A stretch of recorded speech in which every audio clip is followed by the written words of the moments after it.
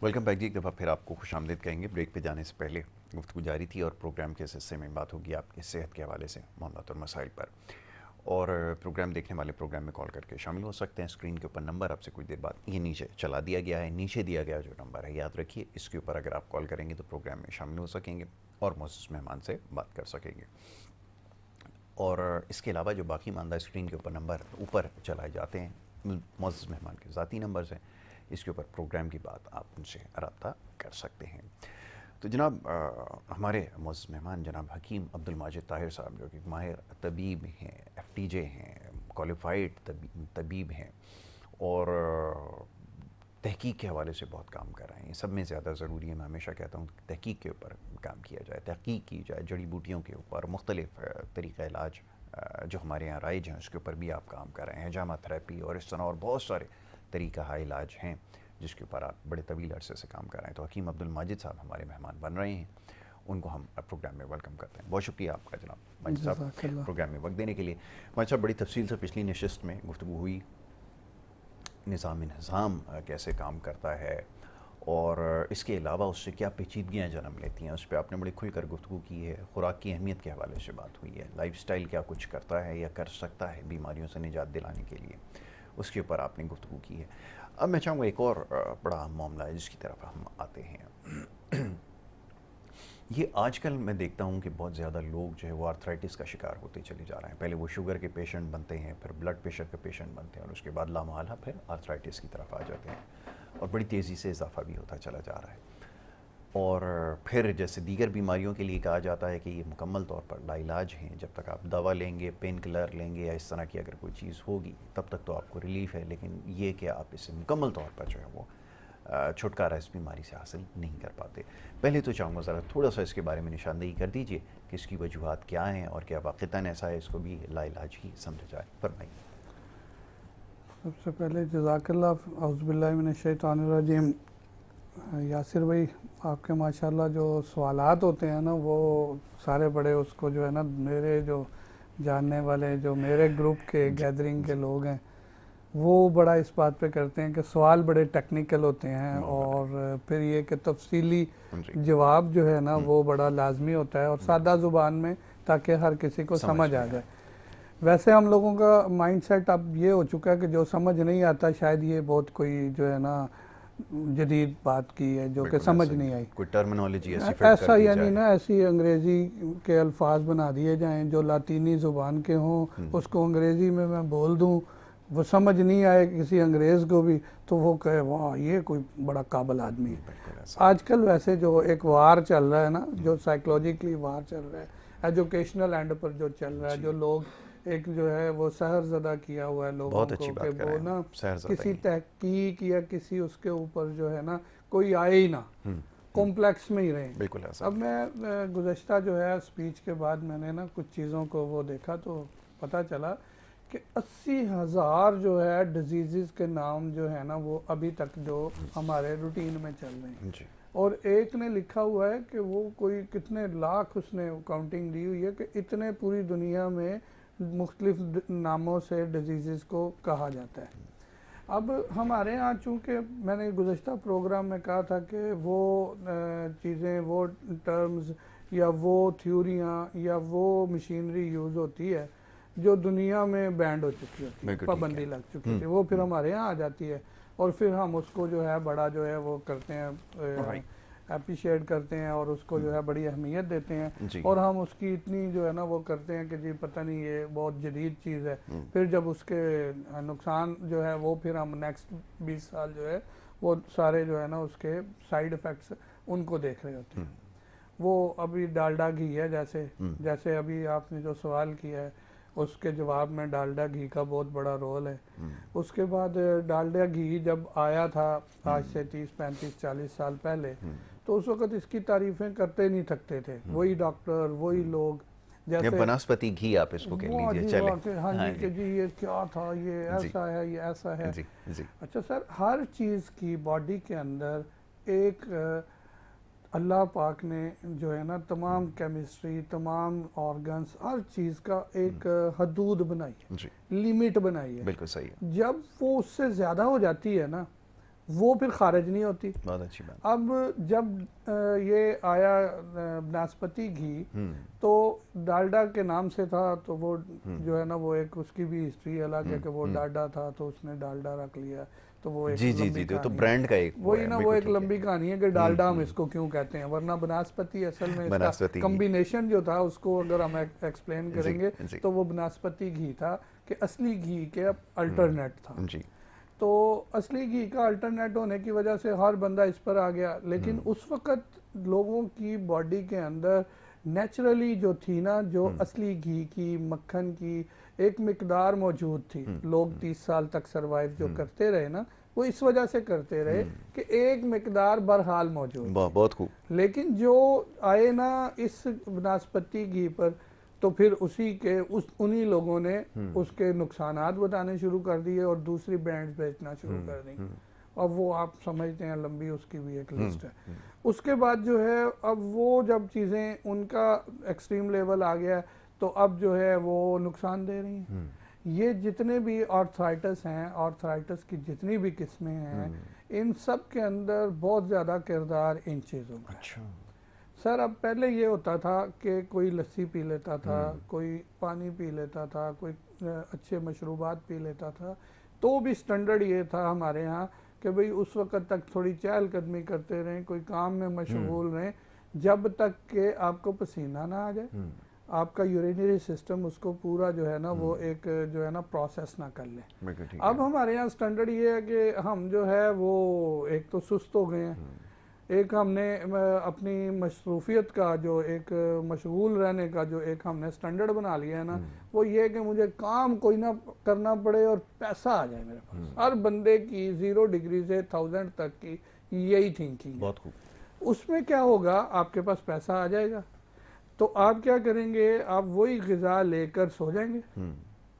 काम तो कोई करेंगे नहीं। बिल्कुल सही है। उसका रिजल्ट ये निकलेगा कि फिर ये जो आपके लिगामेंट्स हैं, या ये जो टेंडन्स हैं, या ये जो लेयर्स हैं, ये जिनको हम टिश्यूज कह रहे हैं, सर वो तो स्टिफ होंगे। बिल्कुल सही है।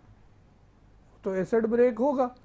अब उसमें फिर हम चले जाएं कि उसमें होगा क्या, तो वो फिर एक लंबी दास्तान है कि उसके अंदर जनाब आरए फैक्टर बढ़ जाएगा, ये किडनियों का ये हो जाएगा, इधर से ये हो जाएगा, एक लंबी वो है कि वो एक जो है वो सारी हमें फिर चेक करना पड़ेगी कि हमारा इशू क्या है, हमें ये आर्थराइटिस हो क्यों रहा है। बिल्कुल सही। सर, उसकी बुनियादी वजह जो है ना, वो हमारे खाने पीने की चीज़ों में ऐसे लुब्रिकेट्स जो उनके साथ फिर हमें लाजमी घटाघट पानी पीना पड़ रहा है। असली घी आप खाएं, असली घी की कोई चीज़ आप खाएं, आपको तलब ही नहीं होगी पानी की।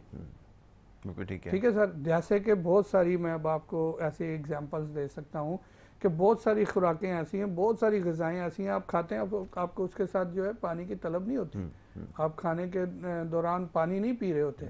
लेकिन बहुत सारी ग़िज़ाएँ ऐसी हैं कि आप उसके 2 बाइट लेंगे, उसके बाद आप बोलेंगे यार पानी पीना है, आपको मजबूरन उसके साथ पानी पीना पड़ेगा। अब वो क्या होगा, उसके अंदर वो जो मसनूई जो ये बनास्पति घी मसनूई जो है ना घी है ना, तो इस तरह मसनूई एंड की जितनी भी बनी हुई ग़िज़ाएँ होंगी वो बॉडी के अंदर से खारिज नहीं होंगी और लेयर्स बनाकर खड़ी हो जाएंगी, वो डाइजेस्टिव एंड से, फिर उसके साथ साथ दूसरी जो हमारी जो तमाम ऑर्गन्स के डायाफ्राम से लेके जितने भी हमारे ऑर्गन्स के अंदर अल्लाह पाक ने लेयर्स बनाई हैं उसको सिक्योर करने के लिए, उनके अंदर जो ख़ास किस्म के फ्लूइड्स हैं वो सर वहीं पे ब्रेक होना, चोक होना शुरू हो जाते हैं। बिल्कुल ठीक। वो फिर जी अब लीवर की तरफ है तो फैटी लीवर हो गया, इधर है तो ये हो गया, इधर है तो वो, हमने फिर अलग अलग डिजीज़ के अलग अलग जो है ना नाम देना शुरू कर दिए।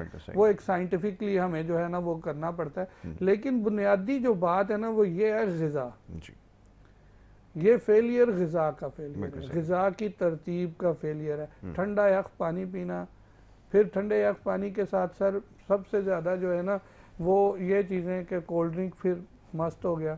अब जो बाज़ारी बिरयानी है उनके अंदर जो मसाले डाले जा रहे हैं, इत्तेफाक से एक दफ़ा हमने एक जगह पर वो यूज़ कर लिया, सर मैं हैरान हो गया। मैंने कहा भाई ये इसके अंदर जाओ, इसको टेस्ट कराओ, लेकिन हमारे अंदर फेलियर है, हमारे पूरे मुल्क में ये फेलियर है। अब पंजाब में थोड़ा बहुत कहीं देखने में आता है कि वो जो है वो फूड डिपार्टमेंट फिर रहा है, छापा डाल वो देते हैं, बड़ी चेक कर, सख्ती है वहाँ पे लेकिन तो। सर वो भी ड्रामेबाजी ज़्यादा है, कोई इतना वो नहीं करते कि हाँ, वो कई लोगों को ऐसे ही उन्होंने जो है ना वो किया हुआ है, और कई लोगों को जनाब वाला साहब जो 2 नंबरियां भी कर रहे हैं उनको छोड़ा भी हुआ है। वो वहाँ भी कोई इतना अच्छा स्टैंडर्ड नहीं है, लेकिन चलो एक थोड़ा सा वो है कि खौफ है, चेक एंड बैलेंस तो रखा है फिर थोड़ा तो सा ठीक है। खौफ है। तो यहाँ पर तो सिंध में तो बिल्कुल ही अल्लाह के सुपुर्द है, जिसने अपनी जो है ना अपनी हिफाजत खुद करनी है, जी। अपनी उन चीज़ों पे गौर व फिक्र खुद करना है, सर वो तो रहेगा ठीक। जो फिर ओल फोल खाएगा उसको फिर ये आर्थराइटिस हो या आर्थराइटिस की तरह की जितनी भी डिजीजेज हों, वो फिर बस उन्हीं से लड़ते लड़ते लड़ते लड़ते उसने अपनी ज़िंदगी तमाम करनी है। वो सेहतमंद नहीं हो सकता। सेहतमंद इसलिए नहीं हो सकता कि वो बुनियादी कॉन्सेप्ट के ऊपर आना नहीं चाहता, या समझना नहीं चाहता, या उसके पास टाइम नहीं है, या वो किसी भी एंड पर उसको कोई समझा नहीं रहा। कोई फेलियर एक अपनी जगह पर है, लेकिन ना असल फेलियर खाने पीने का, असल जो है ग़िज़ा का है। और ग़िज़ा में जो बड़ा इसका हमारा जो है वो है हमारे जो गटागट लुब्रिकेट लोग यूज़ कर रहे हैं वो कौन से हैं। अब जैसे ये जो ऑयल हमारे यहाँ मौजूद है, अब इसके ऊपर मैं सिर्फ इतना कहूँगा कि कहाँ से आ रहे हैं आपको भी पता है, ठीक है जी। कराची में हर आलमोस्ट जो बंदा थोड़ा बहुत रिसर्च कर रहा है ना उसको पता है कि शाल टीफ टाउन और जनाब आला साहब ये सारा उस साइड पर वो पूरा पोर्ट कासम तक यही काम चल रहा है। ये जहाँ प्रोसेस होता है उसकी गैस से लोग मर जाते हैं। आप अंदाज़ा लगाएं कि ये इस्तेमाल करना तो, यानी कि एक जगह पोर्ट कासिम के ऊपर ये इधर हमारे जहाँ कंटेनर्स ये यहाँ पे जो ऑफलोड होता है, वो एक जगह से गैस लीक हो गई थी। अभी ज़्यादा पुरानी बात नहीं है, 2-3 साल पहले का ही वाक़या है। और उसकी गैस से जब ये गैस फैली तो लोग पता नहीं कितने इससे बेहोश हो गए, कितने दुनिया से चले गए।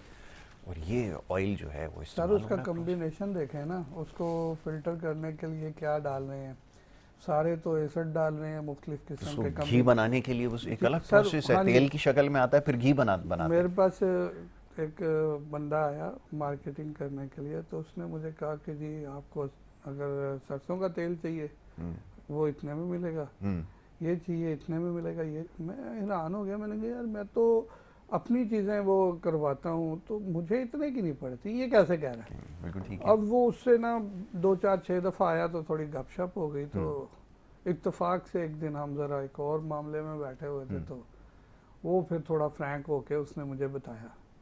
उसने कहा जी ये एक ही चीज़ है, इसी से ये हम यूँ करते हैं, ये डालते हैं तो ये बन जाता है, ये करते हैं, ये सारी मार्केट में हम दे रहे हैं। गाड़ियों का भी तेल उसी से बन रहा है, और बंदों के लिए भी, ग़िज़ा में भी होटल वैरायटी हमारी अलग है, और मार्केटिंग के लिए हमारा ये स्टैंडर्ड है इसका। मैंने कहा यार बस इतना ही काफ़ी है, अभी सुन लिया है, देख लिया है, बहुत है। तो सर अब कहने का मकसद ये है कि आर्थराइटिस या इन चीज़ों का तो बहुत जो है ना, अल्हम्दुलिल्लाह हमने बड़े सारे ऐसे पेशेंट हैं जिनको क्योर किया, रिकवर्ड किया। वो अल्हम्दुलिल्लाह मेरे यूट्यूब वाले उस पर उनकी वीडियोस भी हैं, और अल्हम्दुलिल्लाह अच्छे जो वो एक जो है ना मुआलिज हैं जो कराची के नामवर, तो उनके साथ इशू हो गया था, तो कहीं से भी रिकवर्ड नहीं हो रहा था, क्योंकि बैरियर्स कंप्लीट नहीं करते थे सारे। तो हमने अल्हम्दुलिल्लाह खाने पीने का हर चीज़ का बैरियर जब उनको बताया, शेयर किया, फिर अपनी एंड के वो सारे किए, तो अल्हम्दुलिल्लाह आज वो बेहतरीन चल फिर रहे हैं, वरना वो बैठने से भी कासर हो गए थे। तो वो क्या था, आर्थराइटिस ही था बेसिकली, क्रॉनिक हो के।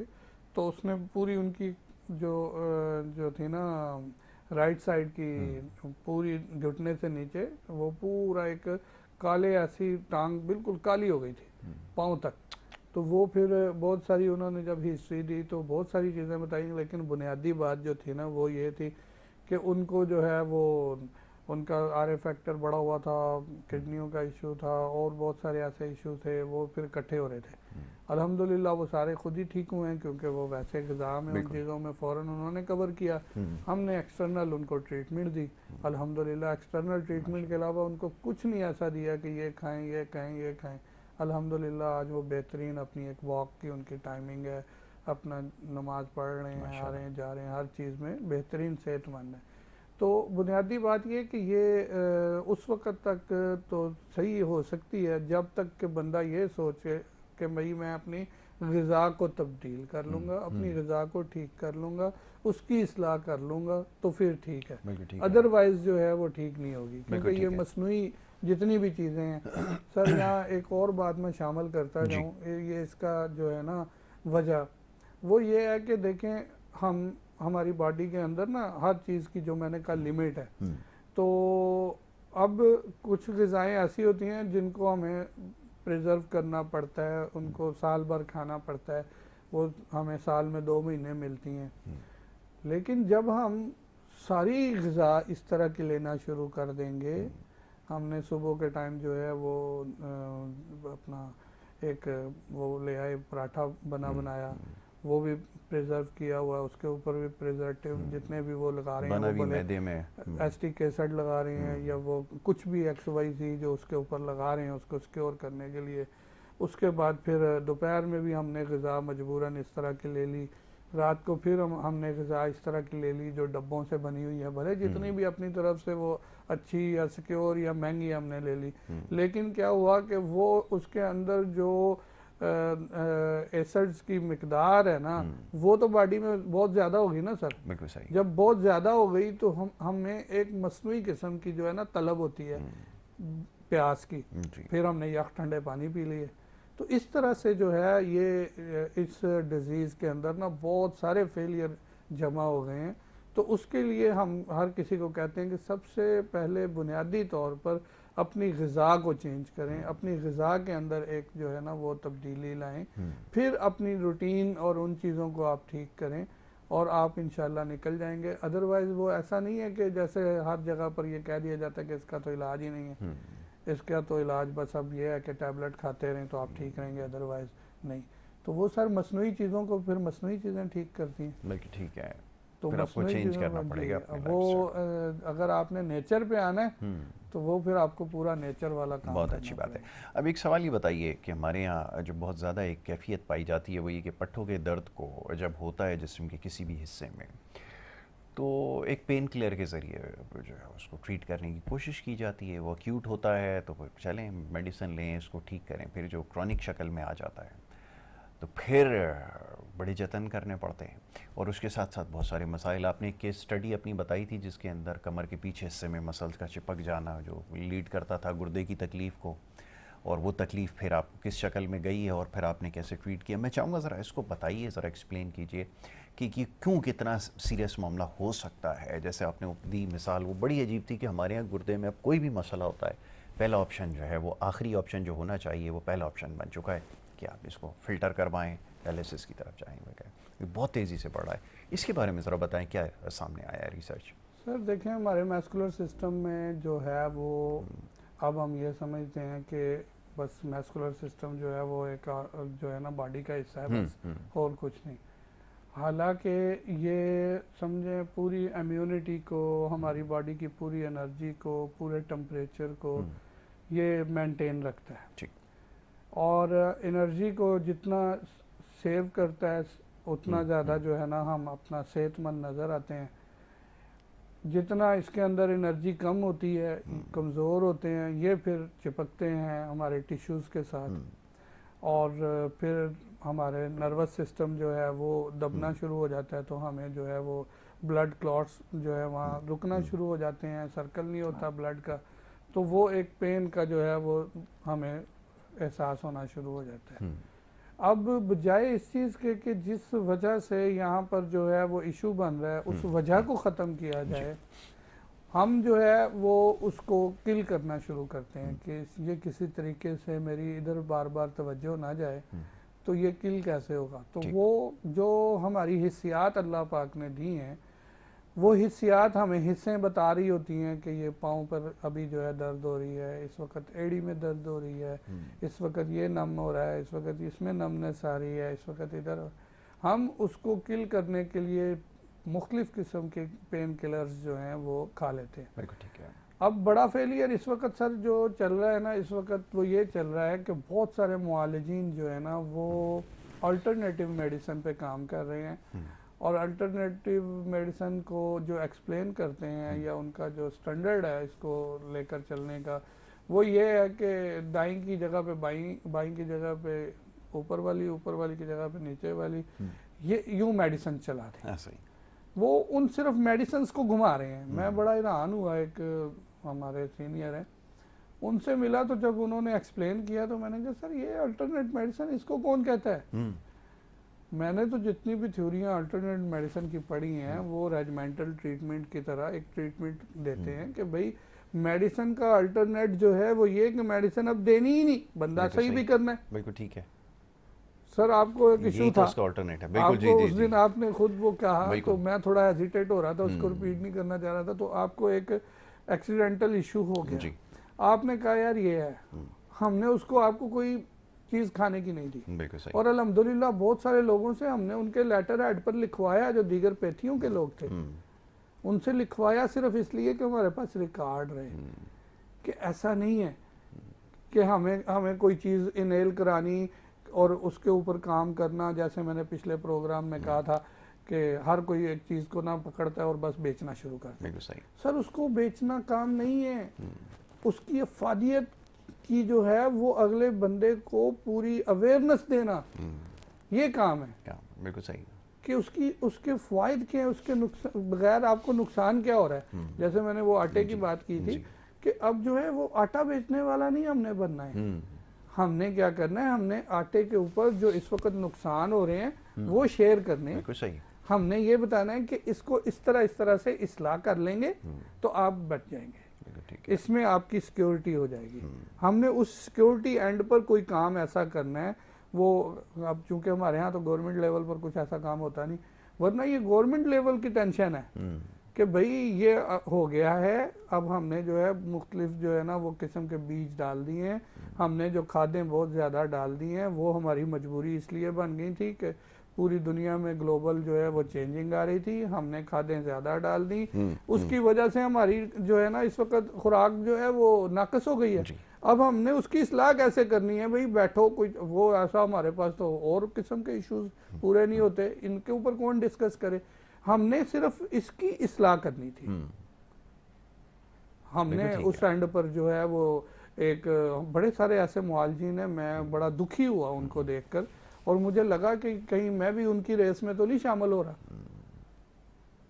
कहीं मैं भी उन्हीं की तरह काम तो नहीं कर रहा। सर, वो बिल्कुल ही सिर्फ वो एक ही बस के भाई बस इस पे जैसे वो अल्लामा रहमतुल्लाह अलैह कहना है कि वो कि तू गुफ्तार वो किरदार, तू साबित तुझे अपने आबा से कोई निस्बत हो नहीं सकती, कि तू गुफ्तार वो किरदार।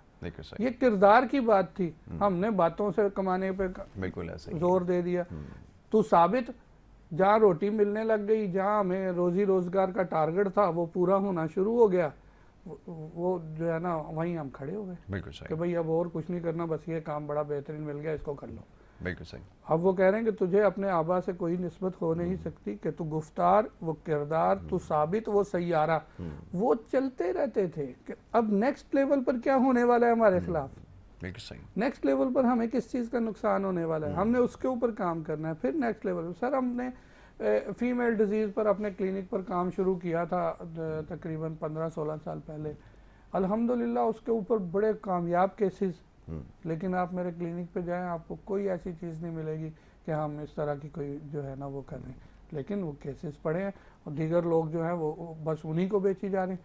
हमने फिर नेक्स्ट लेवल पर जो मैस्कुलर डिसऑर्डरिंग आ रही थी, नी रिप्लेसमेंट हर कोई लेकर बैठा हुआ था, बहुत सारे ऐसे इश्यूज थे, अल्हम्दुलिल्लाह हमने उनको क्योर किया, उसके ऊपर पूरी एक रिसर्च की, पूरा एक अपना जो है वो काम किया। अब हम नेक्स्ट आ गए हैं इसके ऊपर कि अब इशू जो है वो हमारी ग़िज़ा का है, तो अब हमने ग़िज़ा को कैसे क्योर करना है, कैसे मेंटेन करना है।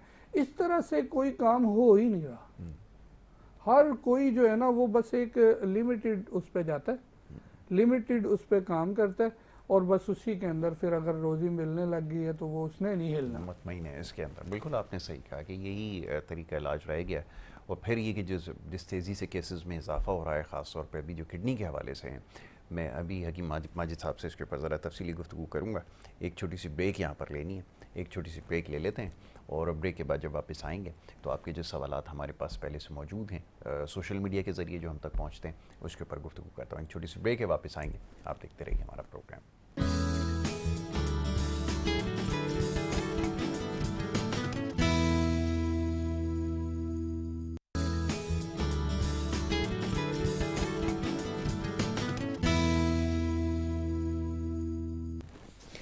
वेलकम बैक जी, एक दफ़ा फिर आपको खुशामदीद कहेंगे और ब्रेक पे जाने से पहले गुफ्तगू जारी थी। जनाब हकीम अब्दुल माजिद साहब तशरीफ़ फरमाएँ और बात हो रही थी सेहत के हवाले से मामलात और मसाइल पर। किडनी के हवाले से भी आपने एक केस की निशानदेही की, लेकिन ये देखने में आया है कि बड़ी तेज़ी से इजाफा होता चला जा रहा है। अब जो हमारे यहाँ ट्रीटमेंट हो रही है, जैसे नी रिप्लेसमेंट है, सबसे ज़्यादा केस नी रिप्लेसमेंट के आपके पास भी आ रहे हैं। सर्वाइकल का इशू है, इस तरह के इशूज़ हैं। और ये अब पहले कोई एक उम्र की एक लिमिट होती थी ना, 40 के बाद कोई केसेस होते थे। अब आप देखिए 18-20 साल की उम्र है, सर्वाइकल का भी इशू है, ये भी प्रॉब्लम है, वो भी प्रॉब्लम है। तो ये सारी चीज़ें जो है ना आप नज़र आ रही हैं। मैं चाहूँगा ज़रा इसके बारे में बताइए कि कैसे एहतियात बरती जाए। सर इसका बुनियादी जो है ना वो ये है कि जो एज फैक्ट था ना, एज फैक्ट ऐसे था कि एज का इशू उस वक़्त तक था जब तक हमारे यहाँ जो है ना वो हमारी ये कंप्यूटर की या इस तरह की बहुत ज़्यादा यूजेज नहीं थी जी। अब इसमें बच्चे भी मुतासर हो जाते हैं। वो कैसे मुतासर हो जाते हैं? वो ऐसे मुतासर हो जाते हैं कि एक मिजाज है, कुछ लोग एतदाल पसंद होते हैं पैदाइशी, कुछ शिद्दत पसंद होते हैं पैदाइशी। अब जो आपके बच्चे सर हमारे ऐसे हैं ना जिनको बहुत शदीद एकदम हो जाते हैं, जज्बाती हो जाते हैं, बिल्कुल एक्सट्रीम पर चले जाते हैं किसी भी चीज़, हाइपर एग्रेसिव, बिल्कुल जी।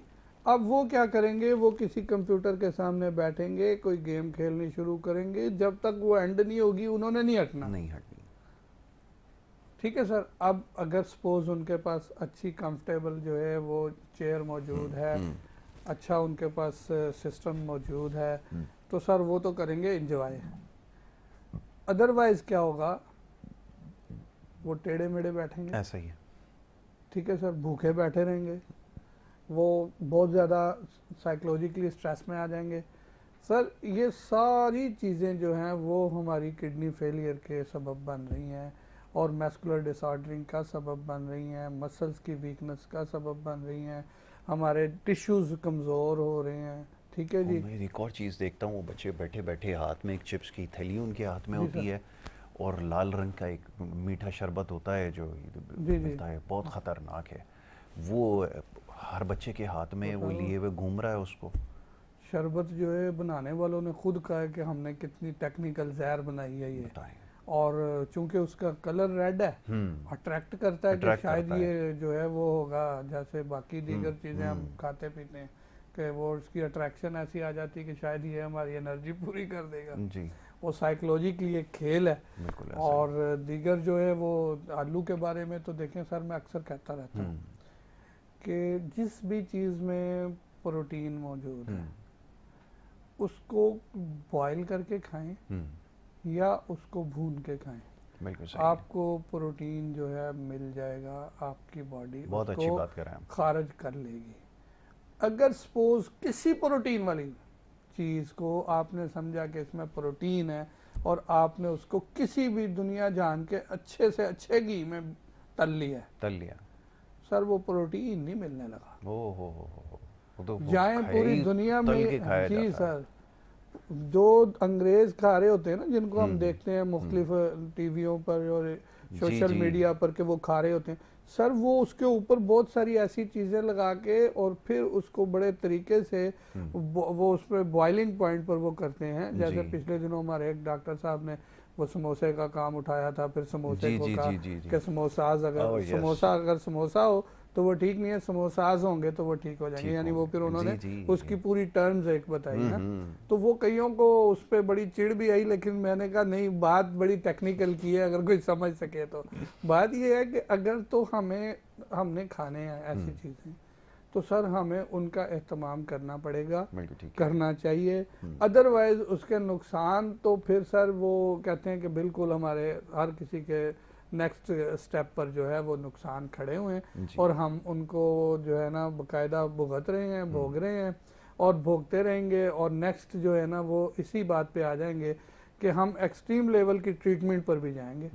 अब वो देखें, किडनी है ना, अल्लाह पाक ने 2 बनाई हैं, उसके ऊपर हमने 13-14 प्रोग्राम यूट्यूब पर डाले हुए हैं जी।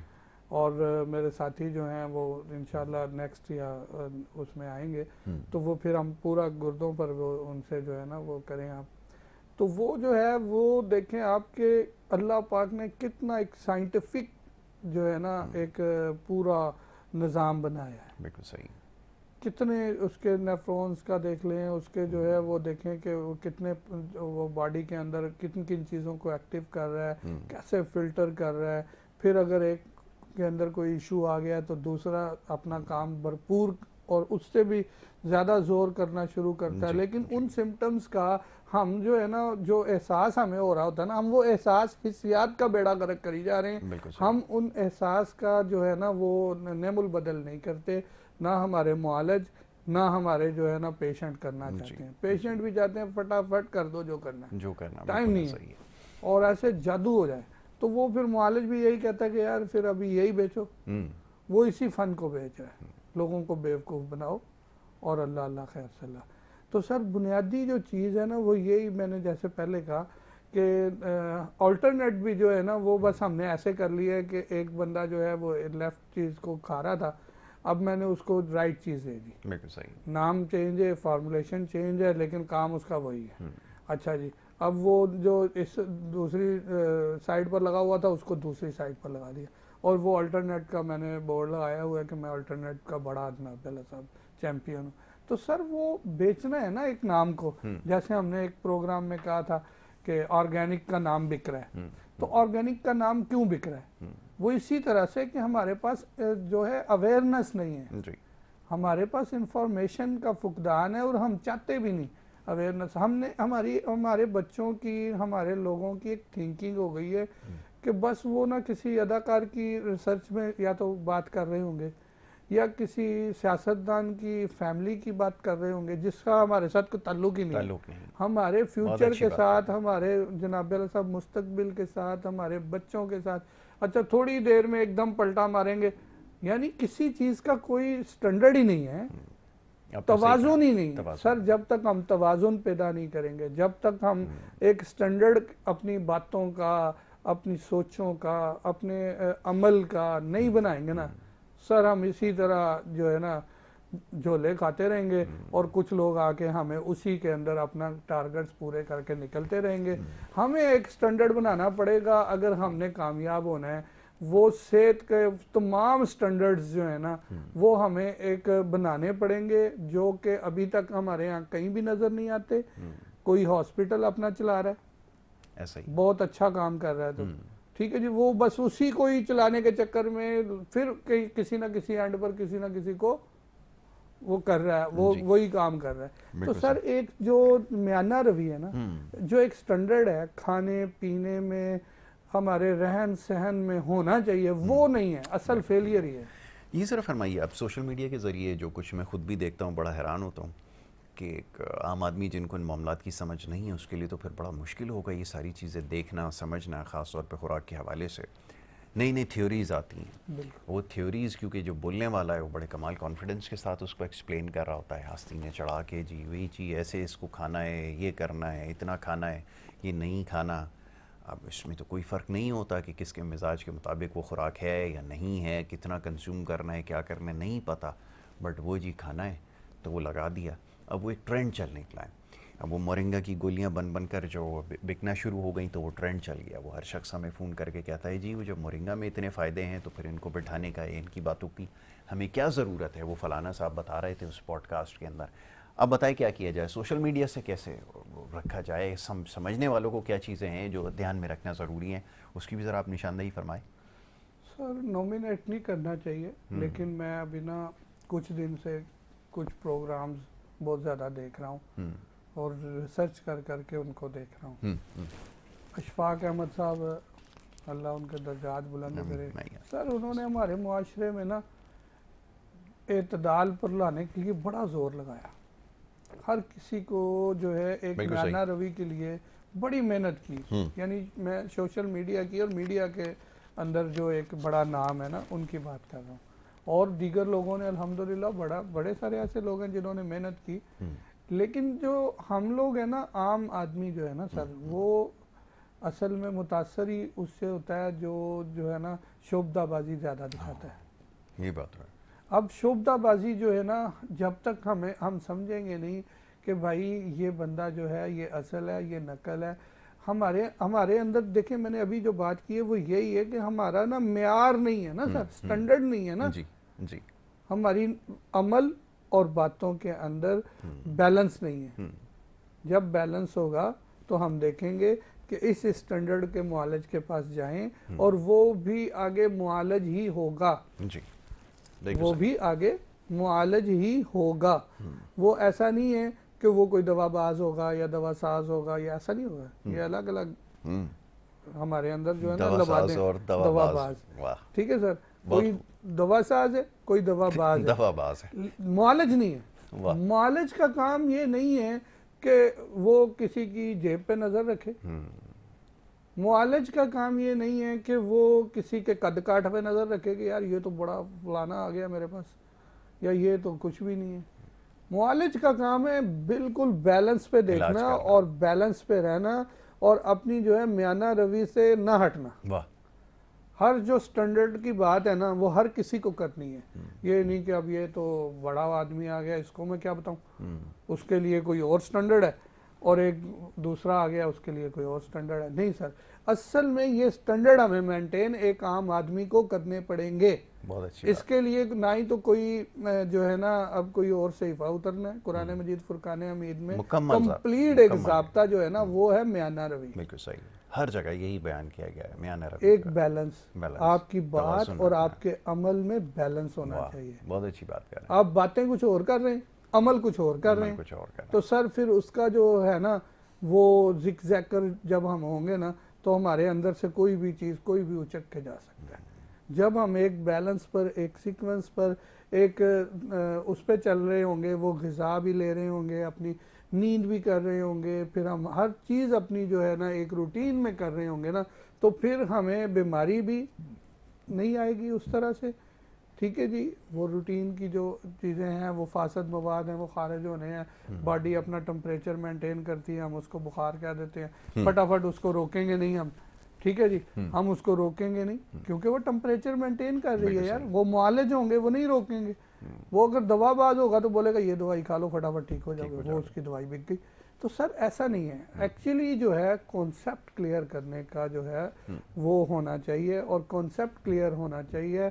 हमारा स्टैंडर्ड इस एंड पर नहीं है कि हमारा कोई कॉन्सेप्ट ही नहीं है। जी। घर से निकलते हैं किसी और काम के लिए जा रहे होते हैं, और जब वापस आते हैं तो और 10 तरह के काम करके हम वापस आ जाते हैं। वो काम नहीं करते जो हम करने निकले। क्या अच्छी बात है। क्योंकि हम कंफ्यूजन और अब जो है ना वो जो एक स्टैंडर्ड है ना उसको हम मेंटेन ना करना चाहते हैं, ना कर पा रहे हैं, ना जो है ना वो अजीब सी हम ना कंफ्यूजन में हैं। वो कंफ्यूजन बुनियादी जो है ना वो हमने खुद मेंटेन करनी है। हर बंदे ने ज़ाती तौर पर खुद मेंटेन करनी है। और इसके ऊपर कोई बात नहीं कर रहा कि भाई अपनी आप को अपने अंदर हम मांगी, अपने जिस्म और रूह को एक करें, अपने आप को सही करें, अपने आप में यकजाई यकसुई लेकर आएं।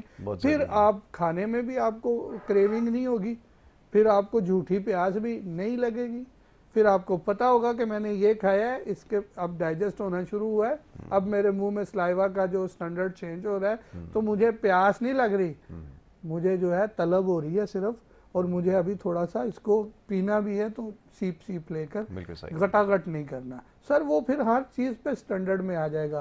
फिर वो 32 दफ़ा चबाने का जो है ना वो सिर्फ ये नहीं कहेगा कि ये तो सिर्फ बहुत इतने साल पहले की बात है 32 दफ़ा चबाना, अभी तो चबाने की ज़रूरत ही नहीं।